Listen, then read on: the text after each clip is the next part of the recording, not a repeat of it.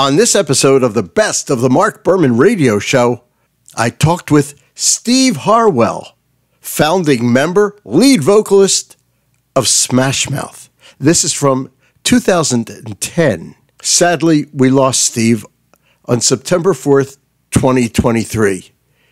He was an awesome interview, a great human, and Steve, we miss you. The same week in September 2023 that we lost Steve Harwell, we also lost Jimmy Buffett. And in this 2010 interview with Steve Harwell, he references Jimmy Buffett. Collectively, the band Smashmouth has sold more than 10 million albums, along with their number one hits, Walkin' on the Sun and All-Star.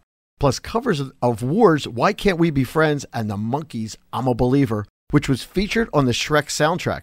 My special guest was featured in the 6th season of VH1's Surreal Life and has appeared on many other television and radio shows, as well as making an appearance in the movie Rat Race.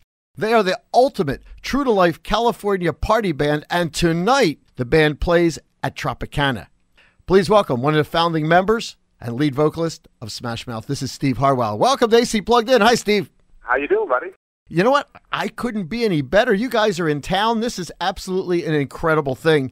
Did you guys all know each other before forming Smashmouth? No, actually, I didn't know Greg, my guitar player, or Paul, until, years later. I mean, I grew up with Kevin, our original drummer, and we've been in garage bands since we were 13 years old. And then when I formed Smashmouth, I went and kind of scouted out Greg and Paul and said, who's the best songwriter, guitar player in town? I go, that guy right there, that kid Greg. And then Paul came in the picture. It was really funny because Greg goes, well, I'll be in your band if my friend Paul can be in the band. I said, that's fine, just bring him on. And so that's how Paul became the bass player of the band.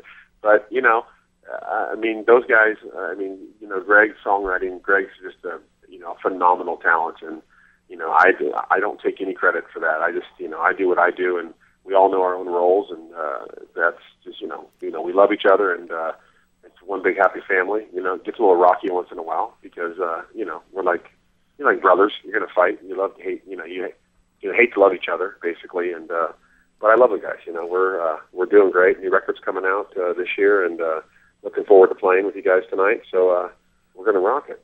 Where did the name Smashmouth come from? Mike Ditka. We stole that name. What? I was watching ESPN one day, and I saw Mike Ditka go, they're playing Smashmouth football, and I said, oh, there's the name of my band right there. So I haven't got sued yet by him, so I'm not going to talk about it too much because I don't want to get a lawsuit on me. Because he's going to go, I want my name back. I'm like, no. But it's really cool because, it's.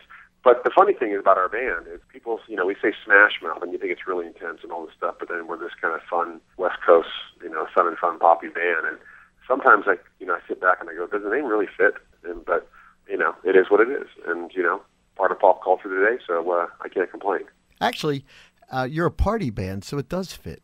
I mean, this is actually a party band. People aren't going to come out to this band to listen to tame and tender ballads. They're going to come out to party. No, well, that's the thing. We're like the ultimate keg party. So, and that's what I, that's what I pride ourselves on. When you get a band together, I don't want to be no stiff, serious band with, there's enough of those guys out there. I want to go out and play shows and let your fans come to the show, and it's almost like a Jimmy Buffett meets Smashmouth because I just want people to have a good time and just come out and bring your kids, everybody can come to our shows because our shows, they're clean shows and, we don't sit out there and do stupid stuff. And, we just really pride ourselves on being really good. And that's our thing.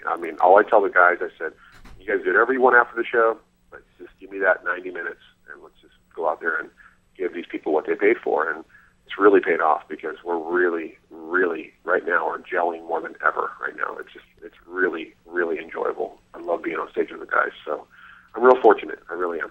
We're talking to Steve Harwell of Smashmouth. He's the lead singer. He's the guy who sings all that stuff that you hear. Did you start as a ska band?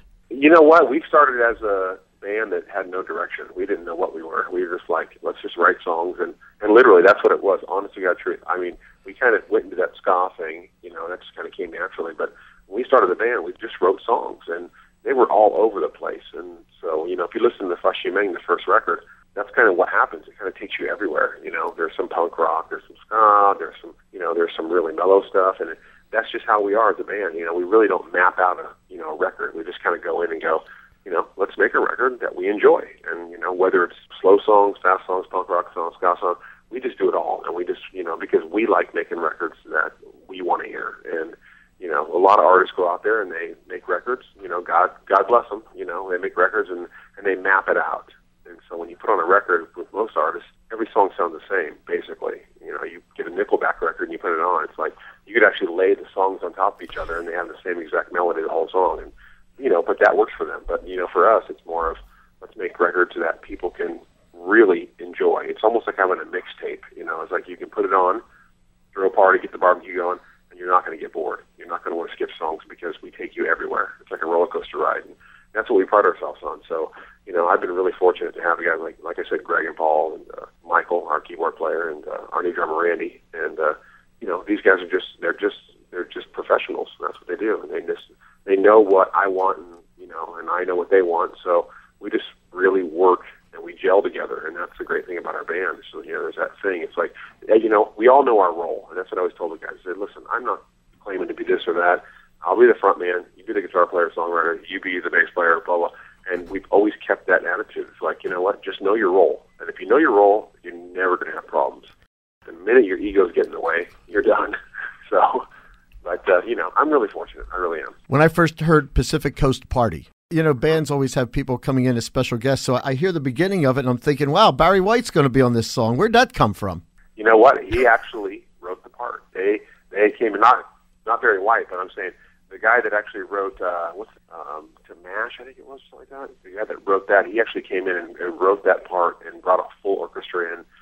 The guy was like, it was ingenious when I saw him. I'm like, oh my Lord, this guy's coming in here and, writing especially for us. And the guy was a legend, this writer, this this musician, and he brought all this, strings in and everybody else. And I was just like blown away when he came in and did that. But the thing about that song should have been a major hit for us, but we released it too late in the year. We didn't put it out till October, and that's not Smashmouth. We're more of a springtime, summertime band.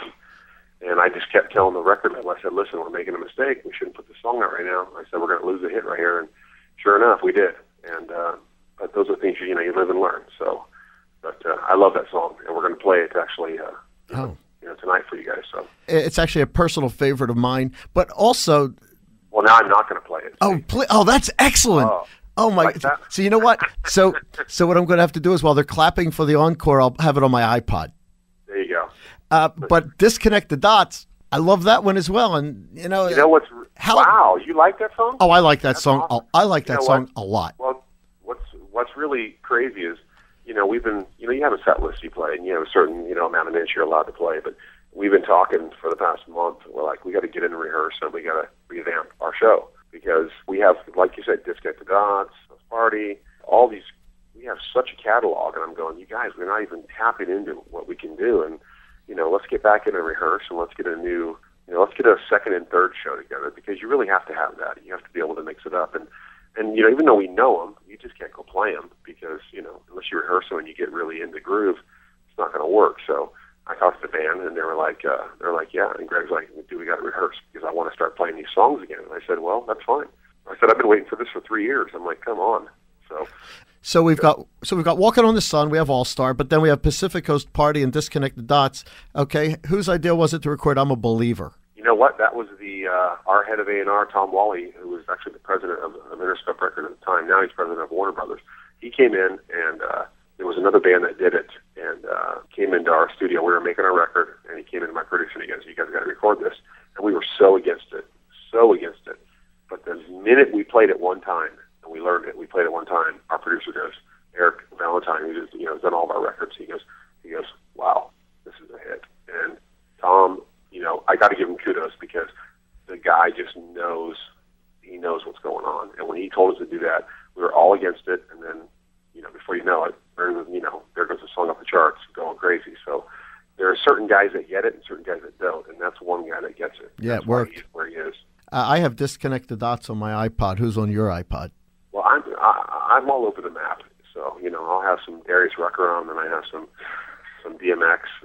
I like my hip hop, and so then I go to straight rock, Van Halen, old school, and then I just jump around. I just love music. So. That's just my thing. And you guys do create excitement. So what was the wildest Smashmouth concert? You know what? I really don't know. I mean, lately our shows, actually Rochester, New York, we had 50,000 people show up to the show, and it was as far as your eye could see, 4 blocks deep, wide, sideways. It was just a sea of people. And I'm thinking to myself, these people really don't get out much out here too much. So we're with Steve Harwell of Smashmouth, and tonight you're in the showroom in the Tropicana. Besides the tracks everybody's expecting, will you hit us with some of the songs from the new album? I think we're going to play a couple, because we just talked about that day before yesterday. I said, we know these songs, we just recorded them, and that's a good thing, because once you record them, you kind of know them right away. So I said, let's play a couple new ones. So the band's really jonesing to really vamp up the show, because our shows are great, but I really want to freshen it up personally. The audience, for the most part, they're all going to have a great time tonight, and we're just going to, we're going to give them a show and a half. But for me personally, I want to be able to kind of go somewhere else. So that's why we're going to start working on some new stuff, and I think we're going to play some stuff tonight. So we'll give you a surprise, and you'll like it. And Steve takes the stage in about 3.5 hours from right now, live in the Tropicana showroom. Smashmouth on stage. Steve Harwell is our guest. Thank you for coming on the Atlantic City Plugged In. I love this. Thank you, bud. I appreciate it. And we'll see you tonight on stage. Absolutely. Steve Harwell of Smashmouth. Steve, thank you. You're welcome, bud. Thank you so much. And we'll be right back. The Marc Berman Show is always on. Go to marcberman.com for our podcasts of our past shows and interviews.